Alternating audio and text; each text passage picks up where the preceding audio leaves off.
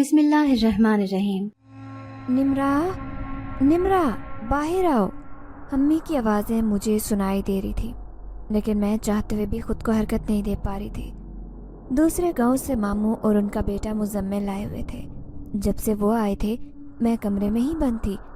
امی اتنی بار مجھے پکار چکی تھی، یہاں تک کہ چھوٹا بھائی بھی کمرے میں مجھے بلانے کے لیے آیا تھا، لیکن میں نے اس کی طرف دیکھنا بھی گوارا نہیں کیا۔ امی کے بار بار بلانے پر بھی جب میں کمرے سے باہر نہیں گئی تو خود ہی غصے میں کمرے میں آ گئی تھی۔ میں سر جھکائے بیٹھی تھی، لیکن مجھے اچھی طرح سے اندازہ ہو رہا تھا کہ امی شدید غصے میں ہیں اور بالکل میرے قریب آ کر کھڑی ہو گئی ہیں۔ میں نے سر اٹھا کر امی کی طرف دیکھا تو میری آنکھوں میں آنسو آ گئے۔ بے بسی سے میں رونے لگی۔ امی نے مجھے کچھ نہیں کہا اور خاموشی سے باہر چلی گئی۔ شام تک میں کمرے میں بیٹھی رہی۔ میرا جی چاہ رہا تھا کہ اونچی آواز سے رونا شروع کر دوں، لیکن مجھ میں اتنی ہمت نہیں تھی کہ میں رو سکتی۔ مجھے ایسے لگ رہا تھا کہ میں زنجیروں میں جکڑی ہوئی ہوں، اپنی مرضی سے حرکت بھی نہیں کر سکتی۔ شام تک میں اسی کیفیت میں رہی۔ اس کے بعد جب مجھے محسوس ہوا کہ اب میں آزاد ہوں تو میں کمرے سے باہر نکل آئی۔ اس وقت امی لکڑی کے چولہے پر کھانا بنا رہی تھی۔ ابھی تک ابا گھر واپس نہیں آئے تھے۔ دادی اماں برآمدے میں رکھی چارپائی پر بیٹھی ہوئی تھی۔ مجھے دیکھ کر انتہائی غصے سے بولی، سارا دن تم کمرے میں بند رہتی ہو، تیرا کوئی کام نہیں ہے؟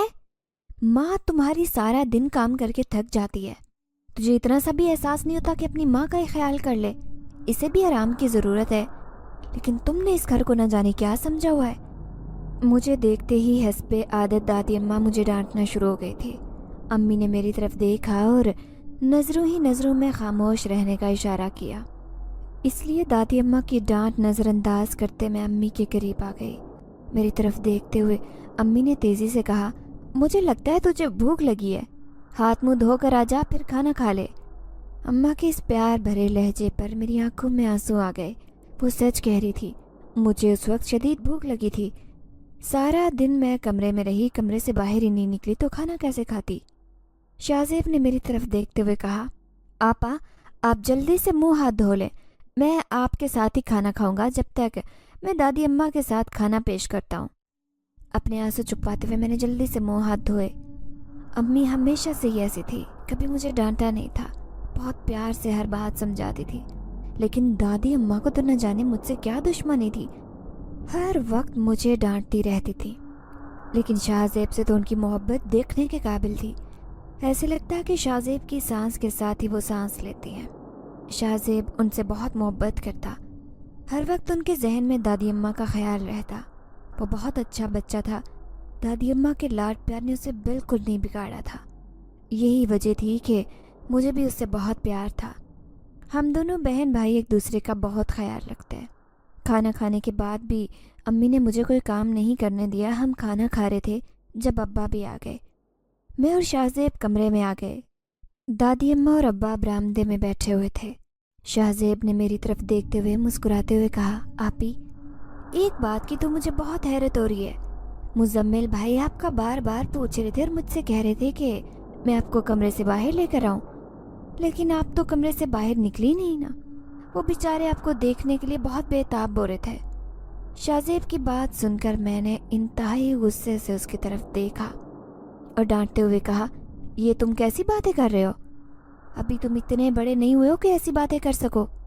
جس پر وہ کچھ شرمندہ ہو گیا اور شرمیلی مسکراہٹ کے ساتھ کہا، مجھے کیوں ڈانٹ رہی ہیں؟ اس پر تو مزمل بھائی کو ڈانٹ پڑنی چاہیے، وہی بار بار مجھ سے آپ کا پوچھ رہے تھے۔ شاہزیب کی بات سن کر مجھے مزمل پر غصہ آ گیا۔ اسے بھلا کیا ضرورت تھی چھوٹے بچے سے ایسی باتیں کرنے کی؟ میں نے سوچ لیا تھا، اب جب میری اس سے ملاقات ہوئی تو اس کا دماغ ضرور ٹھیک کروں گا۔ اس وقت بھی میں نے شاہزیب کو ڈانٹ دیا۔ باہر فضا میں سردی بڑھ رہی تھی، اسی لیے دادی اماں بھی اٹھ کر کمرے میں آ گئی۔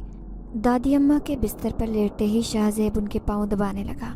اماں اکثر شاہزیب کو رات کو سونے سے پہلے کوئی کہانی سنایا کرتی، لیکن آج میرا دھیان ان دونوں کی باتوں کی طرف بالکل نہیں تھا، کیونکہ میں مزمل کے بارے میں سوچ رہی تھی۔ مزمل میرا ماموں زاد تھا، صرف ماموں زاد نہیں بلکہ ہم دونوں ایک دوسرے کے ہم عمر بھی تھے۔ بچپن میں ہماری بہت دوستی تھی۔ ہماری دوستی اور محبت کو دیکھتے ہوئے میری اماں اور ماموں نے آپس میں فیصلہ کر لیا تھا کہ ہم دونوں کی شادی کر دیں گے۔ मैं बचपन से जानती थी कि मैं मुजम्मिल से मंसूब हूँ। मैं हमेशा उसके बारे में सोचती थी, लेकिन अब मैं मुजम्मिल को बिल्कुल भूल चुकी थी, क्योंकि जब भी मैं मुजम्मिल के बारे में सोचती तो मेरे साथ कुछ ऐसा बुरा हो जाता कि मैंने उसके मुताल्लिक सोचना ही छोड़ दिया। मैंने मुजम्मिल के बारे में सोचना तो छोड़ दिया, लेकिन उसे अपने दिल से नहीं निकाल सकी। वो बचपन की मोहब्बत थी, जब मुझे मोहब्बत के मायने भी नहीं आते थे, तब से मैं उसे पसंद करती थी। लेकिन हम दोनों के दरमियान एक बहुत बड़ी रुकावट आ गई थी। उसे दूर करना मेरे बस में नहीं था, बल्कि मुझे तो ऐसे लगता कि कोई भी उस रुकावट को दूर नहीं कर सकता। मैं अपने ख्यालों में गुम थी जब अचानक एक कमरे में किसी चीज़ के गिरने की आवाज़ सुनाई दी। मैं जल्दी से उठकर बैठ गई, इधर उधर देखने लगी। दादी अम्मा और शाहजेब सो चुके थे। कमरे में बिल्कुल अंधेरा था। दादी अम्मा तो बिल्कुल भी कमरे में रोशनी पसंद नहीं करती थी। उन्हें रोशनी में नींद नहीं आती थी, इसीलिए मुझे अंधेरे में कुछ दिखाई नहीं दे रहा था। लेकिन आवाज़ इतनी ज़ोरदार थी कि मैं चौंक गई और अब खौफ से इधर उधर देख रही थी। अचानक मुझे अपने कमरे की दीवार पर सामने एक रोशनी दिखाई दी। मैं हैरत से देखने लगी कि ये रोशनी कहाँ से आ रही है, क्योंकि ये रोशनी अचानक ही दिखाई देने लगी थी।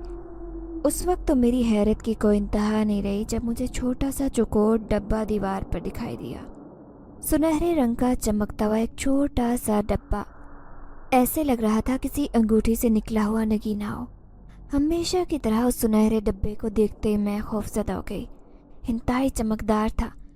उसकी चमक मुझे अपनी आंखों में महसूस हुई तो मैंने जल्दी से आंखें बंद कर ली। कुछ देर बाद मैंने अपनी आंखें खोली। इस दौरान मेरा खौफ से तेज़ी से दिल धड़क रहा था। फिर वो सुनहरा डब्बा मुझे अपने सर पर मंडलाता महसूस हुआ।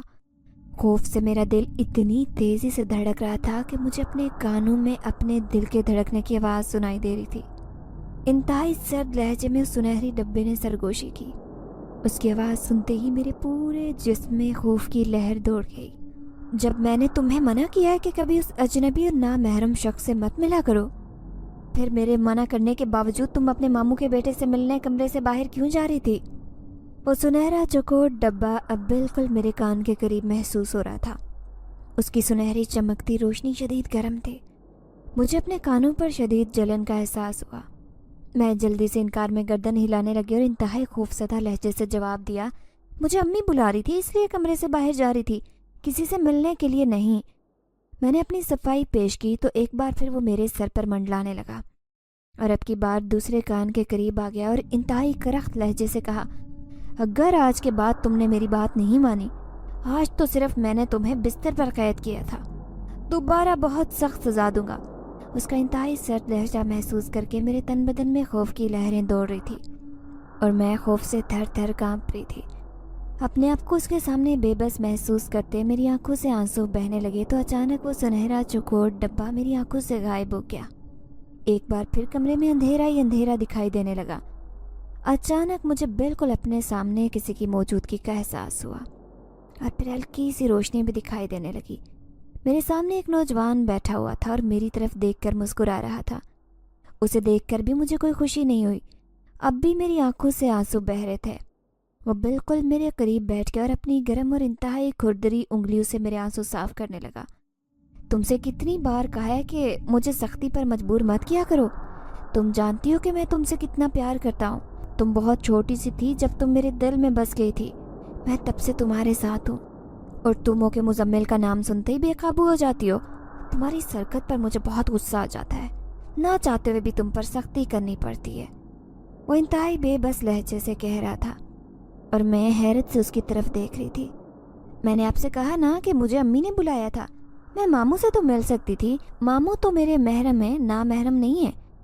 हर बार वो अम्मी से नाराज़ होकर चले जाते हैं क्योंकि मैं उनसे नहीं मिलती और ऐसा सिर्फ आपकी वजह से होता है।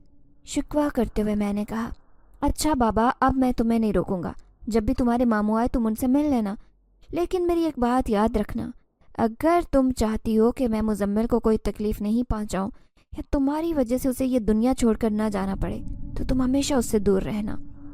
मैं बिल्कुल नहीं बर्दाश्त कर सकता कि हम दोनों के दरमियान कोई तीसरा आए। वो प्यार भरे लहजे में बात कर रहा था, लेकिन उसके प्यार में छुपी धमकी को मैं अच्छी तरह महसूस कर सकती थी। अच्छा ठीक है, अब तुम रोना छोड़ दो। अब तुमने बिल्कुल भी नहीं रोना। मुझसे बर्दाश्त नहीं होता कि तुम्हारी आंखों में एक आंसू भी देख सकूं। میں تمہارے لیے ایک بہت خوبصورت تحفہ لے کر آیا ہوں جسے دیکھتے ہی تم سب بھول جاؤ گی، مجھے مناتے ہوئے اس نے کہا۔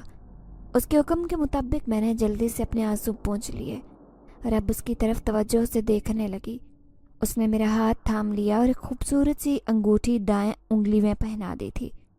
انگوٹھی کی چمک سے مجھے اندازہ ہو رہا تھا کہ یہ بہت قیمتی انگوٹھی ہے۔ یہ انگوٹھی میں صرف خاص طور پر تمہارے لیے لے کر آیا ہوں۔ یہ میری طرف سے تمہارے لیے تحفہ ہے، اسے سنبھال کر رکھنا۔ اگر تم نے اسے اپنی انگلی سے اتار پھینکا یا کہیں گم کر دیا تو مجھے بالکل اچھا نہیں لگے گا، بلکہ یہ تو کسی کو بھی اچھا نہیں لگتا کہ اس کے دیے ہوئے تحفے کی ناقدری کی جائے۔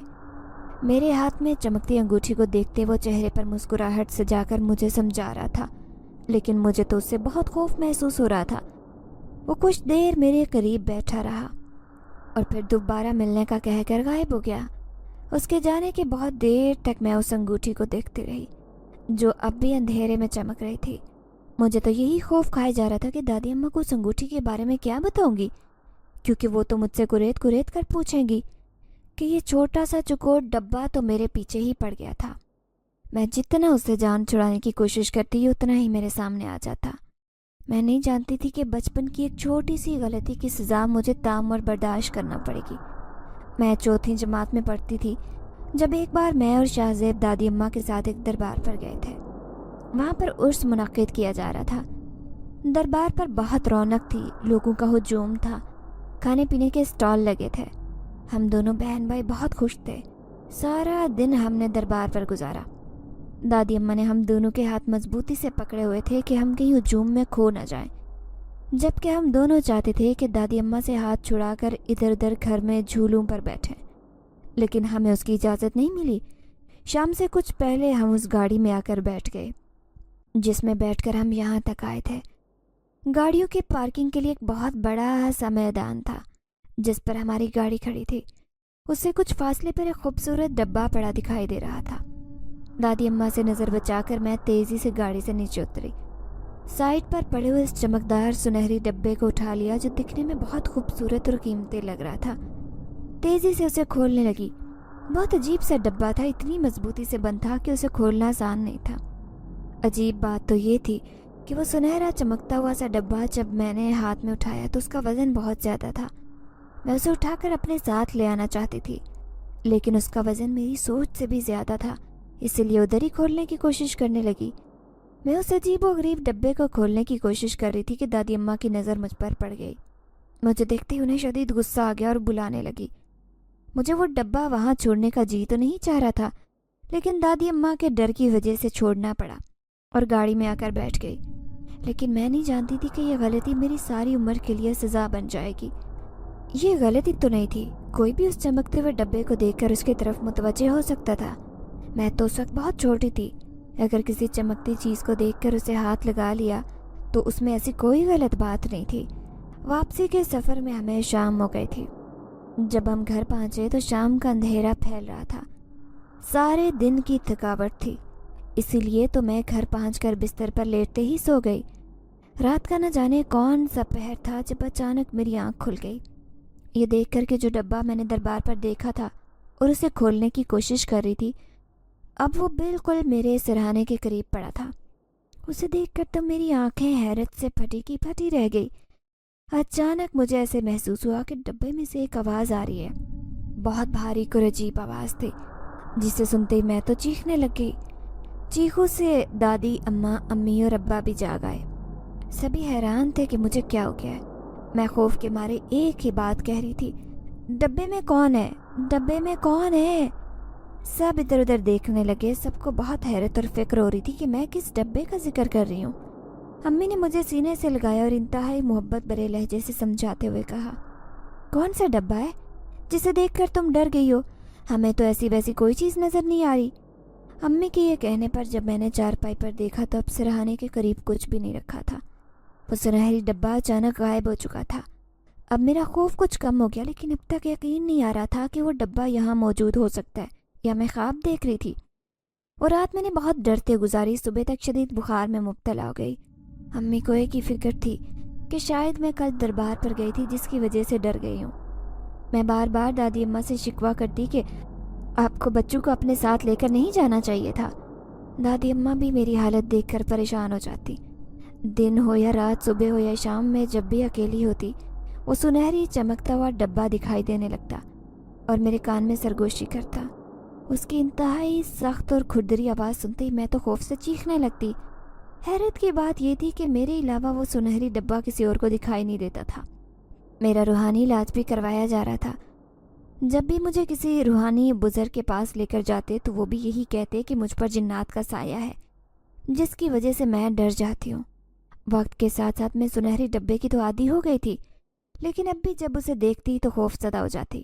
دادی کا خیال تھا کہ مجھے کوئی ذہنی بیماری ہو گئی ہے، کیونکہ روحانی علاج سے بھی مجھے کوئی افاقہ نہیں ہوا تھا، جبکہ امی نے مجھ سے کہا تھا کہ وہ بھی اس چمکتے ہوئے ڈبے کو 2-3 بار میرے کے دیکھ چکی ہیں، اس لیے انہیں یقین تھا کہ میرے ساتھ کوئی جناتی مسئلہ ہے۔ لیکن دادی اماں تو اسے اکثر میرا ڈرامہ کہہ دیتی۔ پچھلے 2 سال سے وہ سنہری ڈبہ نظر آنے کے کچھ دیر بعد ایک حسین نوجوان میرے سامنے نمودار ہو جاتا، جس کا نام میکس تھا۔ اس کا تعلق جنات کے ایک معزز قبیلے سے تھا۔ میرے سامنے بیٹھ کر مجھے دیکھتا رہتا۔ میں خوف سے تھر تھر کانپتی تو ایک دوست کی طرح تسلی دیتا، لیکن یہ تو سوچ ہی خوفناک تھی کہ میرے سامنے جنزاد موجود ہے۔ وہ دکھنے میں بہت حسین تھا، لیکن میں اس کی اصلیت سے واقف تھی، اس لیے مجھے ڈر لگتا۔ بچپن میں بھی میں اکثر بیمار رہتی۔ جب بھی ہم ماموں کے گھر جاتے یا ماموں کے بچے ہمارے گھر میں آتے تو ہم سب بہت خوش ہوتے، لیکن جب بھی ہم سب اکٹھے ہوتے تھے کوئی حادثہ ضرور رونما ہوتا۔ کبھی کوئی گر جاتا اور کبھی کوئی ایکسیڈنٹ ہو جاتا۔ پہلے تو کسی نے بھی اس کو زیادہ محسوس نہیں کیا، لیکن پھر سبھی اس بات کو محسوس کرنے لگے کہ جب بھی دونوں خاندان اکٹھے ہوتے ہیں کوئی نہ کوئی مصیبت ضرور آتی ہے۔ عجیب بات تھی کہ مجھے سب کی موجودگی میں سنہرا چکوٹ ڈبہ بھی اپنے قریب منڈلاتے دکھائی دیتا، اور میں اور مزمل بچپن سے ہی ایک ساتھ کھیلا کرتے تھے، لیکن جب سے یہ سنہری ڈبہ میرے پیچھے پڑا تھا ہم ایک ساتھ کھیل نہیں سکتے تھے، کیونکہ سب سے زیادہ تکلیف مزمل کو ہی ہوتی تھی۔ نہ جانے دادی اماں کو اچانک ہی کیا ہے کہ وہ اماں ابا سے بار بار یہی بات کہتی کہ وہ جلد سے جلد نمرا کی شادی کر دیں۔ حیرت تو میری اس وقت اور بھی بڑھ گئی جب امی اور ابا بھی یہی چاہتے تھے کہ وہ جلد سے جلد میرے فرض سے فارغ ہو جائیں۔ میں نے تو کبھی جلدی شادی کے بارے میں نہیں سوچا تھا، لیکن اب سب کے خیالات جان کر میں کچھ پریشان ہو گئی تھی۔ مجھے کیوں ایسے لگ رہا تھا کہ سنہری ڈبہ یہ بات کبھی برداشت نہیں کرے گا۔ میں نے سوچ لیا تھا کہ اس بار جب وہ مجھ سے ملنے آئے گا تو میں اسے کہوں گی کہ وہ میرا پیچھا چھوڑ دے۔ میں نے بچپن میں غلطی کی تھی، اس کے ڈبے کو ہاتھ لگایا تھا، اس کے لیے مجھے معاف کر دیں۔ میں دل ہی دل میں پریشان تھی، ایسے لگ رہا تھا کہ کچھ ہونے والا ہے، کیونکہ مجھے پورا یقین تھا کہ سنہری ڈبہ کبھی خاموش نہیں بیٹھے گا، بلکہ وہ ہم سب کو ضرور کوئی نہ کوئی سزا دے گا۔ اگلی روز ماموں، ممانی، مزمل اور ماموں کی دونوں بیٹیاں ہمارے گھر آ گئے۔ میں نہیں جانتی تھی کہ انہیں کسی نے فون کر کے بلایا تھا یا وہ خود ہی آئے تھے، لیکن ان کی آمد کا مقصد میں اچھی طرح سے سمجھ گئی تھی، کیونکہ اس بار ماموں مٹھائی بھی لے کر آئے تھے، اور میں اتنی نہ سمجھ تو نہیں تھی کہ ان کی آمد کا مقصد نہیں سمجھ پاتی۔ سب کو بہت خوش دیکھ کر میرا دل اداس ہونے لگا تھا۔ امی اور ابا بھی بہت خوش دکھائی دے رہے تھے۔ میں دل ہی دل میں دعائیں مانگ رہی تھی کہ اللہ تعالیٰ ان کی یہ خوشیاں سلامت رکھے۔ ماموں کی دونوں بیٹیاں میری طرف دیکھ کر ہنستی مسکراتی آنکھوں ہی آنکھوں میں اشارے کر رہے تھے۔ سب کچھ جانتے ہوئے بھی میں انجان بننے کی کوشش کر رہی تھی۔ وہی ہوا جس کا ڈر تھا۔ کھانا کھانے کے بعد سب بہت خوشگوار ماحول میں باتیں کر رہے تھے جب امی نے مجھے کچن میں چائے بنانے کے لیے کہا۔ میں کچن میں آ گئی، لیکن کچھ ہی دیر بعد کمرے سے شور کی آواز سنائی دینے لگی۔ میرا دل تو کسی پتے کی مانند لرزنے لگا اور ٹانگیں تھر تھر کانپ رہی تھی۔ مجھ میں اتنی ہمت بھی نہیں ہو رہی تھی کہ کمرے میں جا کر دیکھوں تو صحیح کہ یہ شور کیوں ہو رہا ہے۔ ہمت جمع کرتے جب کمرے کے دروازے کے سامنے پہنچی تو منظر دیکھ کر میری حالت خراب ہونے لگی۔ دل تیزی سے دھڑکنے لگا۔ چھت سے لٹکتا ہوا پنکھا فرش پر پڑا تھا۔ بدقسمتی سے اس کے بالکل نیچے صوفے پر بھائی مزمل بیٹھا ہوا تھا۔ اچانک ہی پنکھا نہ جانے کیسے اس کے اوپر گر گیا اور وہ اچھا خاصا زخمی ہو چکا تھا۔ ماموں اور ابا اسے تیزی سے اٹھا کر ہاسپٹل لے جا رہے تھے۔ امی اور ممانی بہت پریشان تھی اور شدت سے رو رہی تھی۔ دادی اماں حیرت سے یہ سب کچھ دیکھ رہی تھی۔ ابا اور ماموں تو مزمل کو لے کر جا چکے تھے۔ جب ممانی نے امی کی طرف دیکھتے ہوئے انتہائی غصے سے کہا، میں نے تو منع بھی کیا تھا کہ ہم سب کو ایک ساتھ اکٹھا نہیں ہونا چاہیے، لیکن مزمل کے ابا تو میری کوئی بات سنتے ہی نہیں، مجھے اچھی طرح سے یاد ہے کہ مزمل جب بھی تمہارے گھر آتا تھا بیمار ہو جاتا، کسی نہ کسی مصیبت میں مبتلا ہو جاتا، اسی لیے میں نے اس گھر میں آنا ہی چھوڑا تھا۔ اب مزمل کی ایک ہی ضد ہے کہ وہ شادی کرے گا تو نمرا کے ساتھ، جبکہ میں جانتی ہوں کہ اس کے ساتھ جو جنات کا سایہ ہے وہ اس کی شادی نہیں ہونے دے گا۔ لیکن اب یہ میرے بچے کو کون سمجھائے، اپنی زندگی کا دشمن بن بیٹھا ہے۔ ممانی روتے ہوئے امی سے کہہ رہی تھی۔ ان کی یہ باتیں سن کر مجھے بہت حیرت ہوئی، کیونکہ ہم نے تو کبھی ایسا نہیں سوچا تھا کہ ممانی اس رشتے کے لیے راضی نہیں ہوگی۔ دادی اماں نے ممانی کی طرف دیکھ کر سمجھاتے ہوئے کہا کہ ایسی کوئی بات نہیں ہے، جب بھی انسان پر کوئی مصیبت آتی ہے تو وہ اللہ کی طرف سے آتی ہے، ایسی باتیں نہیں سوچنی چاہیے، یہ گناہ ہوتا ہے۔ دادی اماں کی بات سن کر ممانی نے غصیلی نگاہوں سے اس کی طرف دیکھا اور انتہائی غصے سے کہا، آپ نہیں جانتی کہ میرا بیٹا مزمل کتنی بار حادثات کا شکار ہوا ہے؟ یہ تو اللہ کا شکر ہے جس نے اسے زندگی دی ہے۔ میرا شوہر تو اپنی بہن کی محبت میں اولاد کو بھی بھلا بیٹھا ہے، سب کچھ جانتے ہوئے بھی اپنے بیٹے کو موت کے منہ میں دھکیل رہا ہے۔ خدا کا واسطہ انہیں کچھ سمجھا دیجیے۔ اگر نمرا کے ساتھ جنات کا مسئلہ ہے اور وہ جنات یہ چاہتے ہیں کہ نمرا کی شادی کہیں نہ ہو، تو خدا کے لیے آپ بھی ایسا مت کریں، کسی کے بیٹے کی زندگی کو داؤ پر مت لگائیں۔ ممانی تو جو منہ میں آ رہا تھا بول رہی تھی، میں بس خاموشی سے ان کے چہرے کی طرف دیکھ رہی تھی۔ میری طرح انہیں بھی یقین نہیں آ رہا تھا کہ ممانی کے دل میں میرے لیے اتنی نفرت ہے۔ تھوڑی دیر بعد ابار ماموں اور مزمل گھر واپس آ گئے۔ مزمل کے سر پر پٹی بندھی تھی، شکر تھا کہ وہ کافی بہتر دکھائی دے رہا تھا۔ اس کے کپڑوں پر خون کے دھبے جا بجا دکھائی دے رہے تھے، یہاں تک کہ ماموں اور ابو کے کپڑوں پر بھی خون کے نشانات نظر آ رہے تھے۔ ممانی تو مزمل کو دیکھتے ہی شدت سے رونے لگی۔ ایک منٹ بھی ہمارے گھر میں رکنے کا فیصلہ نہ کرتے ہوئے مزمل کا ہاتھ پکڑ کر گھر سے باہر نکل گئی۔ جاتے ہوئے مزمل بار بار میری طرف دیکھ رہا تھا۔ میری آنکھوں میں آنسو دیکھ کر شاید اسے اندازہ ہو گیا تھا۔ ماموں کے جانے کے بعد امی بہت پریشان دکھائی دینے لگی۔ دادی اماں، ابا اور امی تو نہ جانے کتنی دیر بیٹھ کر اسی موضوع پر باتیں کرتے رہے، لیکن مجھے کچھ اچھا نہیں لگ رہا تھا۔ اپنے کمرے میں آ گئی۔ جب سے میں نے ہوش سنبھالا خود کو سمجھانے کی کوشش کر رہی تھی کہ سنہری ڈبے کا جن مکس مجھے کبھی کسی اور کا نہیں ہونے دے گا، مجھے مزمل کو بلا دینا چاہیے۔ میں اسے بلانے کی کوشش میں لگی تھی، لیکن میں نہیں جانتی تھی کہ اسے بلانا تو میرے لیے ممکن ہی نہیں ہے، اور جو کچھ آج ہوا تھا وہ میرے لیے بہت تکلیف دہ تھا۔ میں کمرے میں آ کر رونے لگی۔ شاہزیب کمرے میں داخل ہوا تو مجھے روتے دیکھ کر پریشان ہو گیا، جلدی سے میرے قریب آ کر بیٹھ گیا۔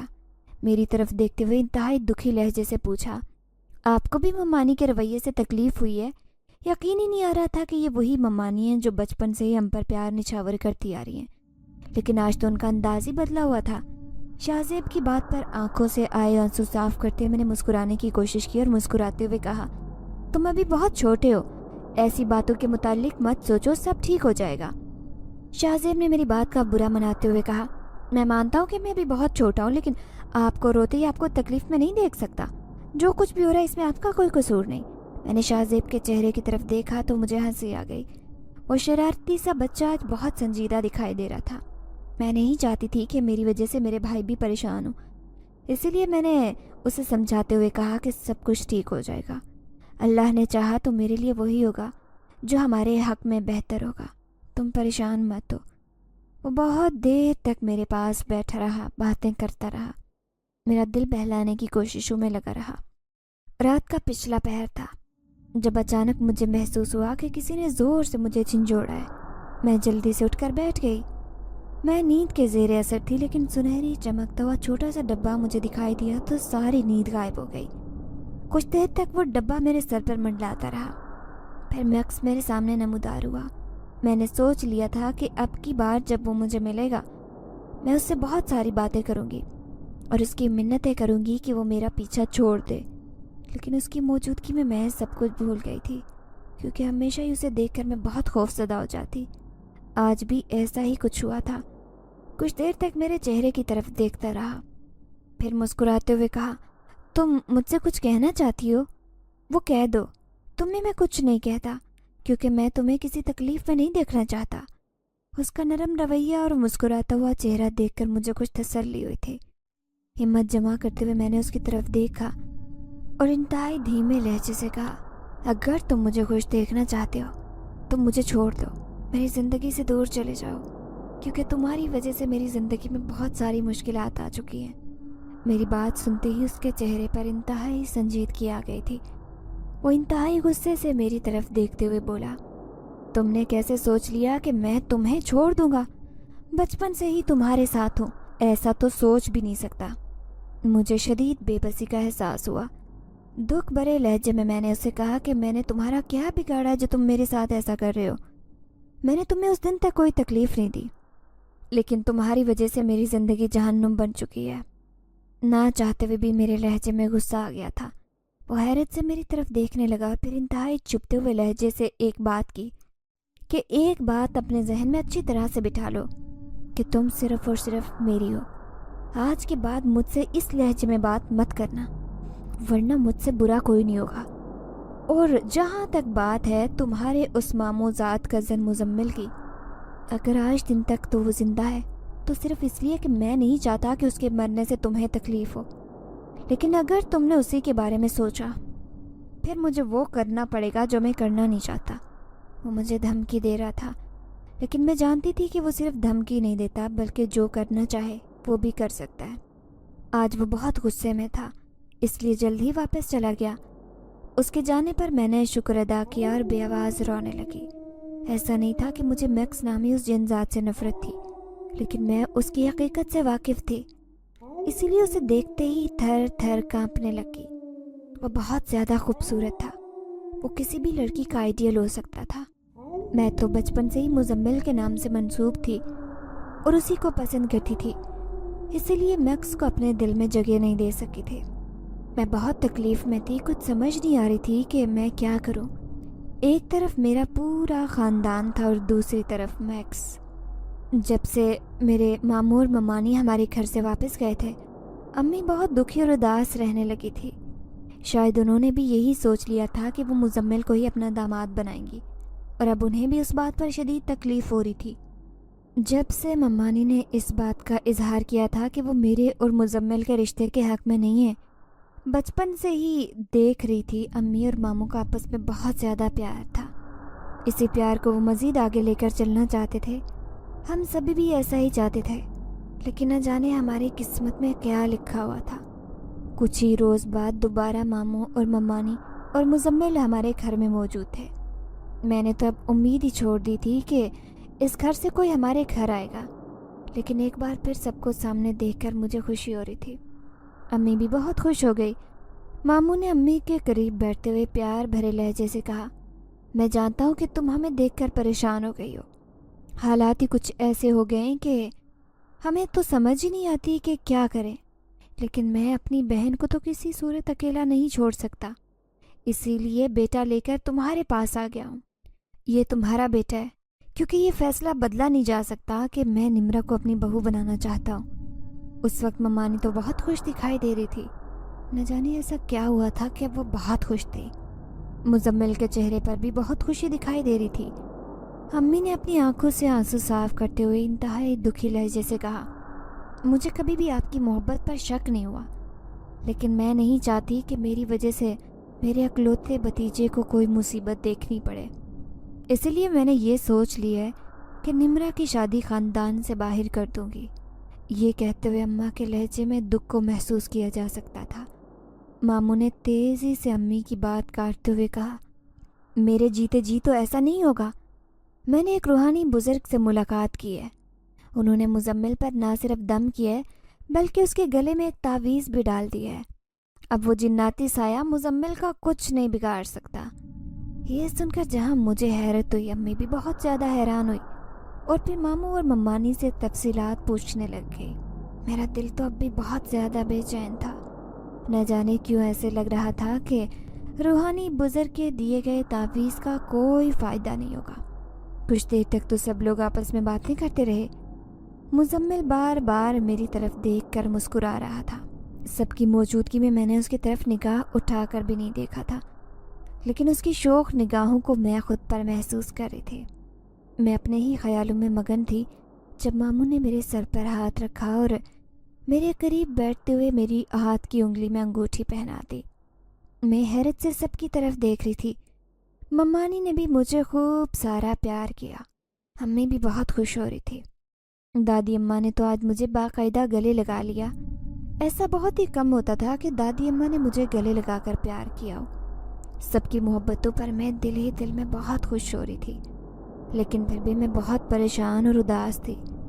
اچانک ہی کمرے میں ایک عجیب سی بو پھیل گئی، جس پر سارے ہی ناک پر ہاتھ رکھ کر ایک دوسرے سے پوچھنے لگے کہ یہ بو کہاں سے آ رہی ہے، کیونکہ سانس لینا بھی محال ہو رہا تھا۔ کمرے کے دروازے اور کھڑکیاں پہلے سے ہی کھلے ہوئے تھے۔ امی نے پردے بھی ہٹا دیے پیچھے۔ کچھ دیر تک تو ہمیں محسوس ہو رہا تھا کہ سانس لینے کی بجائے ہمارا سانس گھٹنے لگا ہے، لیکن پھر اللہ کا شکر ہوا کہ بو آنا بند ہو گئی اور سانس لینا آسان ہوا۔ تب اچانک ہی کمرے میں سنہری ڈبہ سا دکھائی دینے لگا، جو پورے کمرے میں ادھر ادھر منڈلاتا پھر رہا تھا۔ اسے دیکھ کر تو خوف کے مارے میری حالت بہت بری ہو گئی۔ امی نے تو پہلے بھی اس سنہرے چمکتے ہوئے ڈبے کو دیکھ رکھا تھا، لیکن باقی سب اسے دیکھ کر حیران ہو رہے تھے۔ دکھنے میں تو وہ ایک چھوٹا سا ڈبہ تھا۔ کچھ دیر تک وہ ڈبہ کمرے میں چکر لگاتا رہا اور پھر میکس سب کے سامنے نمودار ہوا، جسے دیکھ کر سبھی چونک گئے۔ وہ غصیلی نظروں سے سب کی طرف دیکھتے ہوئے میرے قریب آ کر کھڑا ہو گیا۔ میرے ایک ہاتھ کی انگلی میں مزمل کی دی ہوئی انگوٹھی تھی اور دوسرے ہاتھ کی انگلی میں میکس کے نام کی انگوٹھی۔ میرے دونوں ہاتھ اپنے سامنے کرتے ہوئے وہ کچھ دیر غور سے دیکھتا رہا اور پھر ماموں کی پہنائی گئی انگوٹھی اتار کر پھینک دی۔ انتہائی غصے سے میری طرف دیکھتے ہوئے کہا، تم میرے بچپن کی منگیتر ہو، تمہیں یہ بات میں بہت بار سمجھا چکا ہوں، پھر تمہاری جرت کیسے ہوئی کہ تم نے کسی اور کے نام کی انگوٹھی پہن لی؟ اس کے لہجے کی ٹھنڈک اور غصے کو میں اچھی طرح سے محسوس کر رہی تھی اور خوف سے تھر تھر کانپ رہی تھی۔ ماموں نے اس کی طرف دیکھتے ہوئے آرام دہ لہجے سے کہا، تم جو کوئی بھی ہو یہاں سے چلے جاؤ، ہماری بچی کا پیچھا چھوڑ دو۔ میں نہیں جانتا کہ تم نے ہماری بچی میں ایسا کیا دیکھا کہ اس کا پیچھا ہی نہیں چھوڑ رہے ہو، یہ جانتے ہوئے بھی کہ وہ تمہیں پسند نہیں کرتی، بلکہ وہ ایک آدم ذاتی ہے اور تم جن ذات۔ تم دونوں کا تو کوئی جوڑ نہیں ہے، لیکن پھر بھی تم اس کا پیچھا کر رہے ہو، جو کہ بہت غلط ہے۔ اگر میرے روحانی پیر بابا یہاں تشریف لے آئے تو تمہیں بہت سخت سزا دی جائے گی۔ ماموں کی بات سن کر وہ ہنسنے لگا اور ہنستے ہوئے کہا کہ تم اپنے پیر بابا کو ساتھ لے کر آتے نا، تاکہ تمہاری یہ غلط فہمی بھی میں دور کر دیتا۔ میری ایک بات کان کھول کر سن لو، نمرا میری ہے، کوئی اس کی طرف آنکھ اٹھا کر بھی نہیں دیکھ سکتا۔ آج دن تک اگر تمہارا بیٹا زندہ ہے تو صرف نمرا کی وجہ سے ہی ہے، کیونکہ میں نہیں چاہتا کہ میں قاتل بننے کے بعد نمرا کی نظروں میں گر جاؤں۔ اس کی بات سن کر ممانی تو ڈر گئی۔ ہم سبھی بہت پریشان ہو گئے۔ ماموں نے ممانی کے خوفزدہ چہرے کی طرف دیکھتے ہوئے کہا، تمہیں پریشان ہونے کی ضرورت نہیں ہے، نمرا کے ابا روحانی پیر بابا کو بلانے کے لیے گئے ہیں، ان کے آتے ہی سب کچھ ٹھیک ہو جائے گا، اس لیے کوئی بھی پریشان مت ہو۔ ماموں کی بات سن کر ممانی کے چہرے پر کچھ اطمینان ظاہر ہوا، لیکن میں بہت پریشان تھی۔ میں نہیں جانتی تھی کہ کیا ہونے والا ہے۔ دادی اماں نے میکس کی طرف دیکھتے ہوئے انتہائی پریشانی اور غصے سے پوچھا، کیا تمہارے خاندان میں کوئی بڑا نہیں ہے جو تمہیں سمجھائے؟ تمہارا انسانوں سے کوئی تعلق نہیں ہے، تمہیں اللہ تعالیٰ کی طرف سے حکم دیا گیا ہے کہ جہاں پر انسان ہو وہاں سے دور رہو، پھر تم یہاں کیا کر رہے ہو؟ دادی اماں کی طرف دیکھ کر اس نے مسکراتے ہوئے کہا، میں خود یہاں پر نہیں آیا تھا، بلکہ آپ کی یہ حسین اور معصوم پوتی مجھے لے کر آئی تھی۔ میں تو اپنے سنہری ڈبے میں آرام کر رہا تھا، یہ نہ جانے کہاں سے آ گئی اور مجھے تنگ کرنے لگ گئی۔ سوتے میں بھی آرام کر دیا۔ میں تو اس سے بدلہ لینے اور سزا دینے کے لیے پیچھے آیا تھا، لیکن یہ دیکھ کر مجھے بہت حیرت ہوئی کہ یہ تو ایک معصوم اور چھوٹی سی بچی تھی جو مجھے بہت اچھی لگی۔ اسے سزا دینے کی بجائے میں اس کے قریب رہنے لگ گیا۔ میں نے سوچ لیا تھا کہ میں اب اس کا پیچھا نہیں چھوڑوں گا، اور جب یہ جوان ہو جائے گی تو اس سے نکاح کر لوں گا اور اسے اپنی دنیا میں لے جاؤں گا۔ اس کا جواب سن کر سبھی بہت پریشان ہو گئے۔ مزمل نے انتہائی غصے سے اس کی طرف دیکھتے ہوئے کہا کہ تم یہ کیوں بھول جاتے ہو کہ تم انسان نہیں ہو؟ نمرا انسان ہے، انسان اور جنات کا کوئی جوڑ نہیں۔ بہتر یہی ہے کہ تم اس کا پیچھا چھوڑ کر یہاں سے چلے جاؤ۔ ماموں نے آگے بڑھ کر جلدی سے مزمل کو خاموش کروا دیا۔ وہ نہیں چاہتے تھے کہ ان دونوں کے درمیان کسی قسم کی کوئی لڑائی ہو۔ اتنی دیر میں ابا بھی آ گئے۔ ان کے ساتھ ایک نورانی شکل کے بزرگ تھے جو میکس کو دیکھتے ہی شدید غصے میں آ گئے۔ پیر بابا نے میکس کی طرف دیکھتے ہوئے انتہائی غصے سے کہا، تمہیں تمہارے کیے کی سزا ضرور دی جائے گی۔ تم نے ایک آدم زادی کو برسوں سے تنگ کیا ہوا ہے۔ میں تمہیں صرف ایک موقع دے رہا ہوں، یہاں سے بھاگ جاؤ اور وعدہ کرو کہ دوبارہ کبھی بھی اس لڑکی کا پیچھا نہیں کرو گے، ورنہ تمہیں بہت سخت سزا دوں گا۔ ساری زندگی اسی سنہری ڈبے میں بند رہو گے، کوئی تمہیں نکال نہیں سکے گا۔ پیر بابا کی بات سن کر میکس نے غصے سے کہا، میں کسی سے ڈرنے والا نہیں ہوں، اور تم کیا کر سکتے ہو؟ اگر میں چاہوں تو 1 منٹ میں سارے گھر کو آگ لگا دوں، کوئی بھی زندہ نہیں بچے۔ پیر بابا نے ٹھوس لہجے سے کہا، اس کا مطلب ہے تم میری بات نہیں مانو گے، تمہیں سزا دینی ہی پڑے گی۔ یہ کہتے پیر بابا نے آنکھیں بند کر لی اور اونچی آواز سے کچھ پڑھنے لگے۔ وہ کیا پڑھ رہے تھے؟ وہ الفاظ تو ہمیں سمجھ نہیں آ رہے تھے، لیکن وہ الفاظ سننا میکس کے بس کی بات نہیں تھی، کیونکہ اس نے اپنے دونوں ہاتھ اپنے کانوں پر رکھ لیے تھے اور زمین پر بیٹھ گیا تھا۔ ان الفاظ اور ان کی آواز سے بچنے کی کوشش کر رہا تھا۔ کچھ ہی دیر بعد پیر بابا نے آنکھیں کھولی اور میکس کی طرف دیکھتے ہوئے ایک پھونک مار دی، جس پر وہ مچھلی کی طرح تڑپنے لگ گیا تھا۔ کچھ دیر تڑپنے کے بعد اٹھ کر کھڑا ہو گیا اور بزرگ کی طرف دیکھتے ہوئے کہا، میں تمہیں معاف کرنے والا نہیں ہوں۔ ایسا مت سمجھنا کہ میں یہاں سے جا رہا ہوں، میں جا ضرور رہا ہوں، لیکن پھر واپس آؤں گا، کیونکہ میں ایک بار جو فیصلہ کر لیتا ہوں اس سے کبھی بھی پیچھے نہیں ہٹتا۔ یہ کہتے وہ ہماری نگاہوں کے سامنے سے غائب ہو گیا۔ اس کے جانے کے بعد پیر صاحب کرسی پر بیٹھ گئے، مجھے اپنے قریب ہی بٹھا لیا۔ میرے سر پر ہاتھ رکھ کر وہ کوئی دم کرنے لگ گئے تھے۔ یوں وہ بہت دیر تک مجھ پر آیت قرآن پڑھ کر دم کرتے رہے تھے۔ اس دم کی وجہ سے میں اب بہت زیادہ پرسکون محسوس کر رہی تھی۔ پیر بابا نے نہ صرف مجھ پر وہ دم کیا، بلکہ انہوں نے مزمل پر بھی قرآنی آیات پڑھنے کے بعد دم کر دیا تھا۔ اس کے بعد ہمارے گھر کا ایک حصار کھینچا اور میرے گلے میں ڈالنے کے لیے ایک تعویذ بھی انہوں نے دے دیا تھا۔ یوں پیر بابا نے ہمیں بہت ساری تسلی دی کہ آج کے بعد وہ جن زادہ میکس کبھی بھی ہمارے گھر میں کسی صورت داخل نہیں ہو سکے گا، اور نہ ہی ہم میں سے وہ اب کسی کو کوئی تکلیف پہنچا سکے گا۔ پیر بابا کا کہنا تھا کہ وہ اس کے قبیلے کے سردار سے اس کی شکایت کرے گا۔ پھر بابا کی تسلی کے بعد ہم سبھی بہت زیادہ مطمئن ہو گئے تھے۔ پیر بابا نے یوں میری انگلی سے میکس کی دی ہوئی وہ انگوٹھی بھی اتار کر لے لی تھی، اور ممانی نے اس طرح سے ایک بار پھر سے مجھے مزمل کے نام کی انگوٹھی پہنا دی تھی۔ دونوں گھروں میں اب ہماری شادی کی تیاریاں زور و شور سے شروع ہو گئی تھی۔ دونوں طرف سبھی بہت زیادہ خوش تھے۔ میں تو اکثر میکس کے بارے میں سوچ کر پریشان ہو جایا کرتی تھی کہ اگر کبھی بھی وہ دوبارہ میری زندگی میں آ گیا تو پھر میں کیا کروں گی۔ لیکن جب سے ان پیر بابا نے مجھ پر وہ دم کیا تھا اور وہ تعویذ بھی دیا تھا، اس روز کے بعد میں نے اس خوبصورت سنہری چمکتے ہوئے ڈبے کو کبھی بھی نہیں دیکھا تھا۔ میں خود کو بہت زیادہ پرسکون بھی محسوس کر رہی تھی۔ مجھے پورا یقین تھا کہ میرا آنے والا وقت بہت ہی پرسکون ہوگا۔ میں اور مزمل خوشی خوشی ہم دونوں مل کر زندگی گزاریں گے۔ مجھے اپنے رب پر پورا بھروسہ تھا۔ دونوں گھروں میں شادی کی تیاریاں اب عروج پر تھی۔ میں تو ہر وقت یہی دعائیں مانگتی رہتی تھی کہ اللہ تعالیٰ مجھے ہر طرح کی آفت اور مصیبت سے ہمیشہ دور ہی رکھیں۔ پیر بابا نے ہمیں بتایا تھا کہ ایک بار اگر میرا نکاح مزمل کے ساتھ ہو گیا تو پھر یہ جن زاد میرا کچھ بھی نہیں بگاڑ سکے گا، بلکہ وہ جن زادہ میکس میرا پیچھا ہمیشہ ہمیشہ کے لیے چھوڑ دے گا۔ اسی وجہ سے انتہائی سادگی کے ساتھ صرف اور صرف چند لوگوں کی موجودگی میں اس دن ہمارا نکاح ہو گیا تھا۔ مجھے تو اب تک یقین ہی نہیں آ رہا تھا کہ یہ سب کچھ ممکن بھی ہو سکتا ہے۔ میں تو اپنے بچپن سے ہی اس سنہری ڈبے کی وجہ سے بہت زیادہ پریشان رہتی تھی، اور پھر جب سے میں نے اپنا ہوش سنبھالا تھا، میں تو ہمیشہ سے یہی کوشش کرتی آ رہی تھی کہ میں کسی بھی طرح سے مزمل کو بھول جاؤں، کیونکہ وہ جن زیادہ میکس تو مزمل کو بالکل بھی پسند نہیں کرتا تھا۔ لیکن مزمل کے ساتھ میری محبت اور لگن بالکل سچی تھی۔ یوں اللہ تعالیٰ نے مزمل کو میرا ہمیشہ کے لیے محرم بنا دیا تھا۔